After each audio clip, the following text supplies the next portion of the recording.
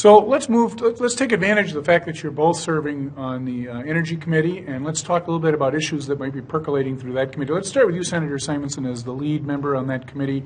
Why don't you give us a picture of what the committee's considering and what you think might be priorities there? Well, I think there's a lot of discussions in the energy field right now. I mean, as we talk about climate change and the impacts of climate change and what we do as states to kind of offset that or combat that. Oftentimes attention is driven directly towards energy production and what do we do in this particular industry to kind of reduce our carbon emissions. So there's a lot of discussion around it.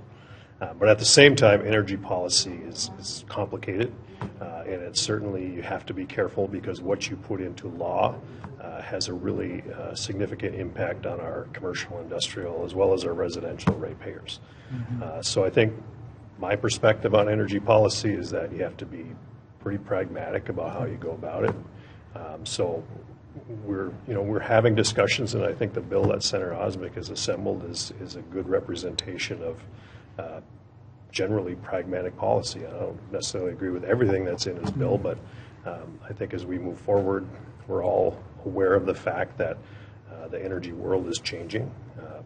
We are changing in terms of more and more renewables are coming online, and a lot of that is market-driven, not necessarily driven by mandate. And we're respectful of that. But at the same time, what are we going to do for the next 5 years as well as the next 20 and 40 years? One of the debates, of course, about the renewables, and of course the debate includes the extent to which this is a characteristic, but of course you have to plan for when the wind doesn't blow and the sun doesn't shine, and that has implications for the ratepayer base as well. California, I think, has made this discovery in other states as well, and I assume that's part of the conversation as well in the committee. It's absolutely part of the conversation, and northeastern Minnesota is a little bit unique, and we have a independently owned utility, Minnesota Power. 60% of their total revenues is made up by 12 customers. 60%, 12 customers, and that's your large paper mills, and that's the mines.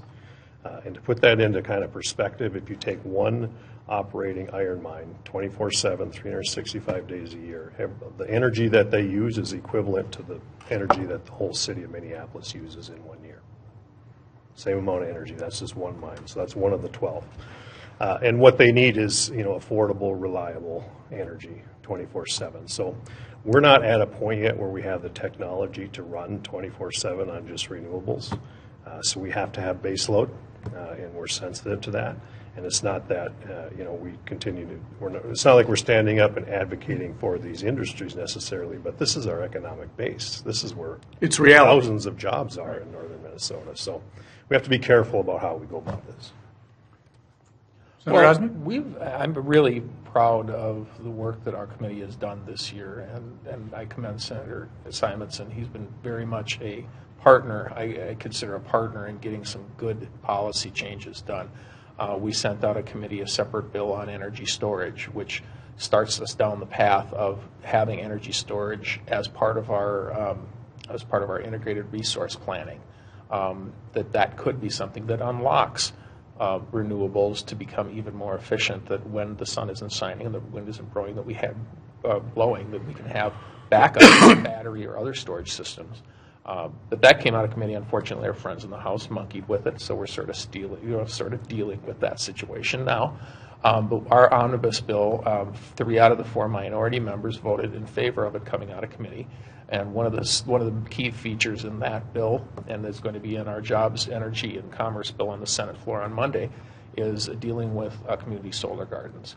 The energy that we're paying for as primarily Xcel ratepayers, the energy we're paying for there is inordinately out of position with the rest of the opportunities that we have, whether it's fossil fuels or even industrial type of solar. To put it in context, it's about $120 to $150 a megawatt hour from community solar gardens. That compares to about $40 to $50 a megawatt hour for utility solar, which compares to $7 or $8 an hour per megawatt for fossil fuels and wind. So our solar garden program, or statute language we put in 2013, isn't really working the way we want it to. We're going to put some guide rails, bring in some market forces, bring in some consumer protections, as well as limit how much gets onto the grid.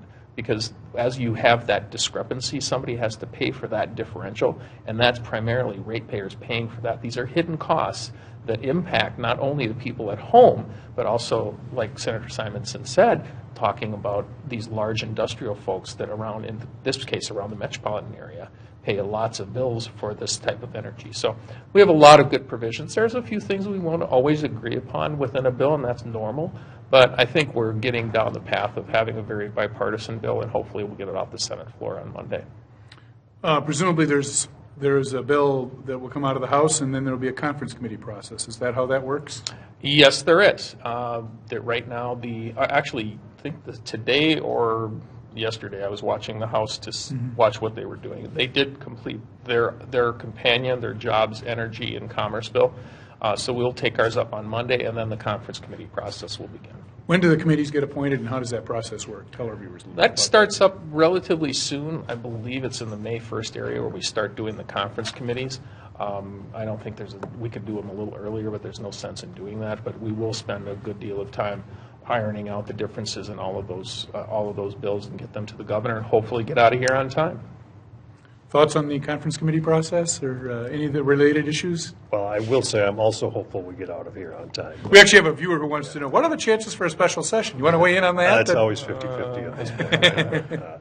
No, but in terms of the conference committee, this is because I think we're going to have significant differences between the House and the Senate positions. So we're going to have to spend a fair amount of time working through those issues and trying to understand. And I don't begrudge anybody for what they bring to the table, obviously, but I think we'll have a pretty strong position coming out of the Senate and making sure that we're, talking about why it's important to us in terms of what this energy policy looks like.